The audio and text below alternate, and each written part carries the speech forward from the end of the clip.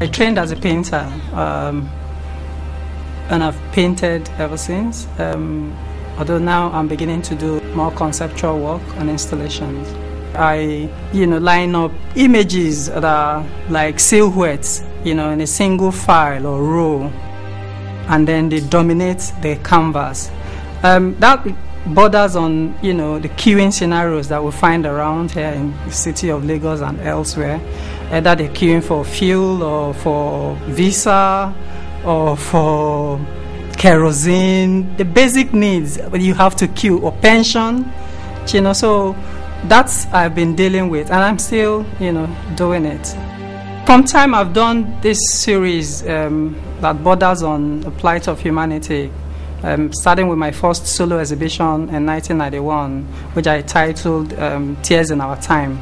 Most of my work has carried this through, so that you have this feeling of suffering and pain and anguish, but not without hope, because of course we always find hope at the end of the tunnel. We find a way out in every situation.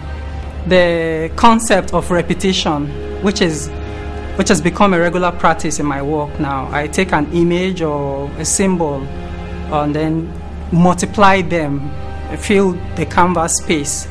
And then for the Ordinary People series, I make out the images and then I begin to veil them, cover them up with white pigment, as if they are not there, they don't exist, they are nameless, they are faceless in a society. And of course that's what they've made them to be or become. They see them like nobody recognizes them, but they are there. They are human beings and they should be treated like one.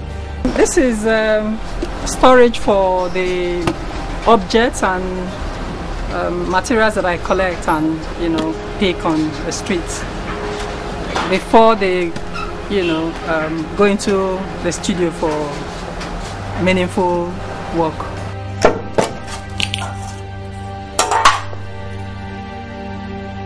I started surrounding myself with things and with objects about 5-6 years ago. The need to make something fresh, something challenging, something that is different, arose when I started getting uninterested with the traditional approach to painting, which is a brush and a paint and a canvas. So I started thinking of ways to make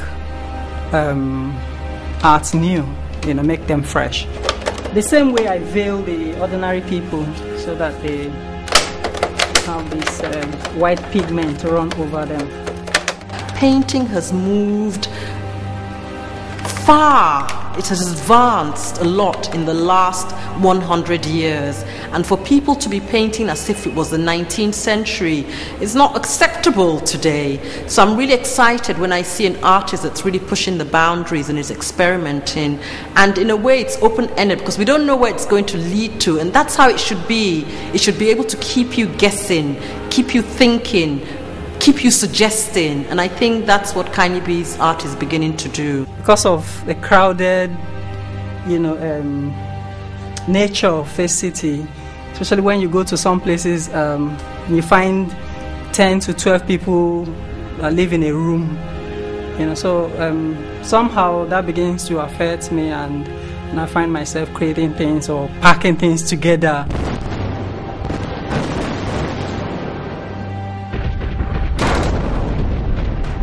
My exhausted paint tubes away, so I was collecting them and keeping them somewhere in the studio. When I did this one, thoughts of rooftops came, to me, and I felt that the pattern of these tubes, has the same pattern of rooftops when seen from an aerial view. I make large-scale work.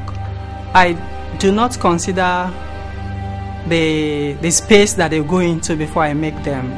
Because I want to challenge myself first to make the work, And that's a big challenge because I fill up my studio with large paintings and I don't know where they're going to go. I don't know who's going to buy them.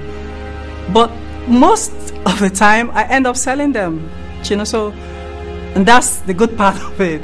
I've been a patron of his for the last few years, and I remember my husband and I seeing a work of his and getting so excited.